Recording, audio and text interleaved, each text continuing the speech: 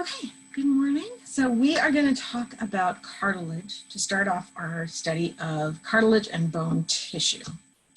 So cartilage is a soft connecting tissue that supports your soft tissues and cushions your hard tissues. It does things like keep your trachea open. Those bands of cartilage around your windpipe hold your trachea open.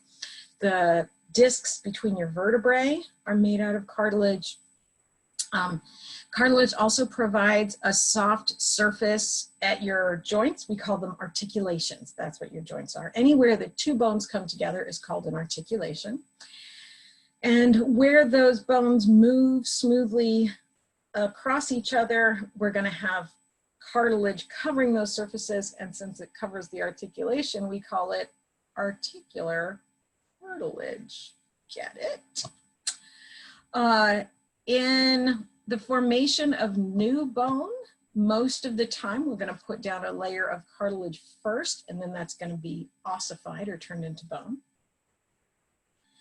And we have three types of cartilage.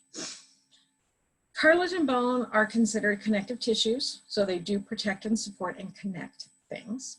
Cartilage is different from bone in that the ground substance, remember ground substance is the background stuff in all connective tissues. Cartilage has a lot more ground substance than bone. And the ground substance is this kind of dense, kind of tough gel stuff. It is made up of protein fibers. There are a lot of protein fibers, especially collagen.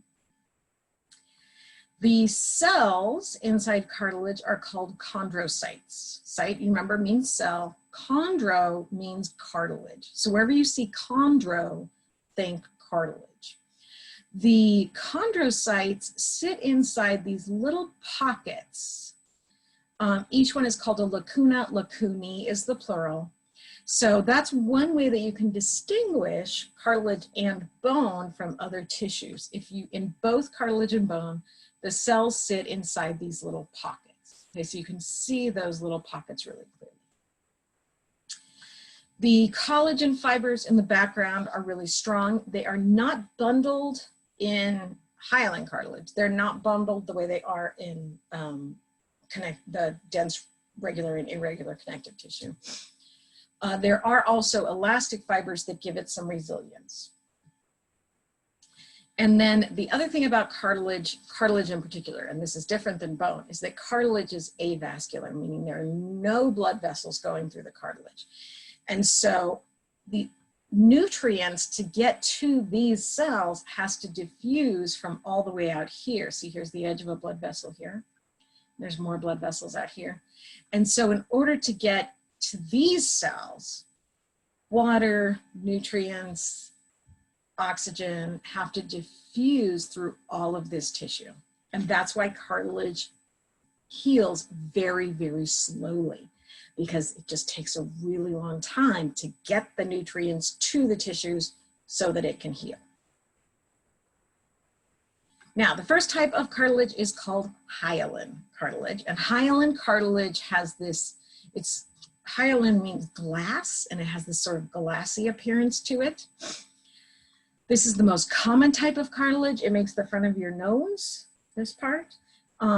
It's the stuff that holds your trachea open, all of those structures in the larynx, the epiglottis, not the epiglottis, all the others, the thyroid cartilage, all of those things are made of hyaline cartilage. All the articular cartilage, all of that is hyaline. It's pretty tough, but it's the weakest of the three types of cartilage. But it does provide a nice smooth surface, and it's always in sort of an even band, okay? So we see this like edge where it's denser here and here, and then kind of an even layer of hyaline inside. It looks glassy under a microscope unless it's been stained pink, in which case it looks like that, okay? It still looks pretty sort of even. You can't see individual collagen fibers, although there's a lot of collagen in this. You can see the chondrocytes really clearly in their little lacunae. You can see all of this extracellular matrix, which is the really fine collagen fibers.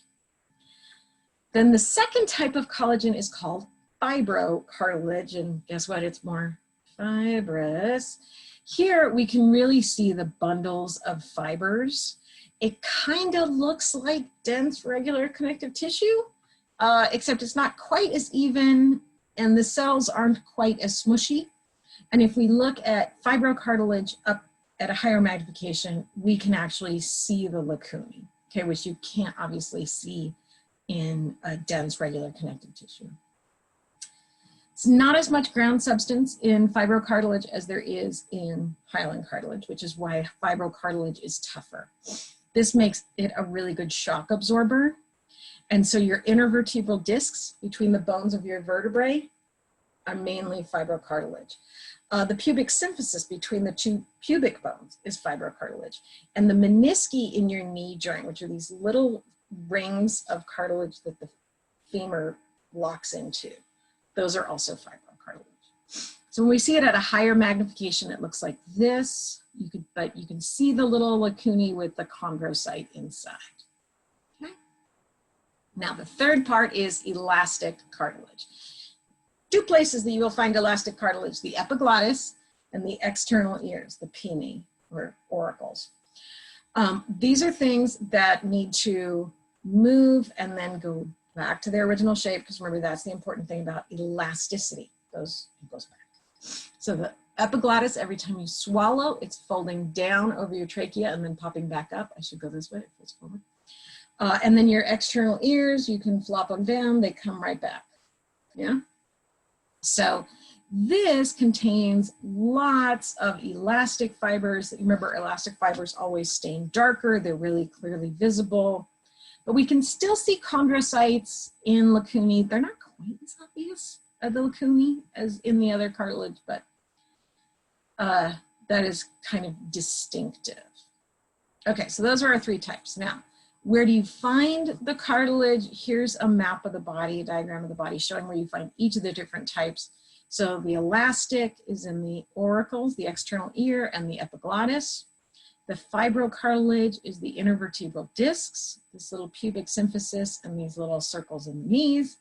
And then all of these other structures in the blue here are hyaline cartilage. All the articulating surfaces, the cartilage in the nose, all of those are, and then the cartilage holding open the trachea, the bronchi, all of that cartilage, the thyroid cartilage, the cricoid cartilage, all of that is hyaline. Okay, does that make sense to everybody? Yes. Okay, cool. All right, so I'm gonna stop recording and then I'll start again for the next one.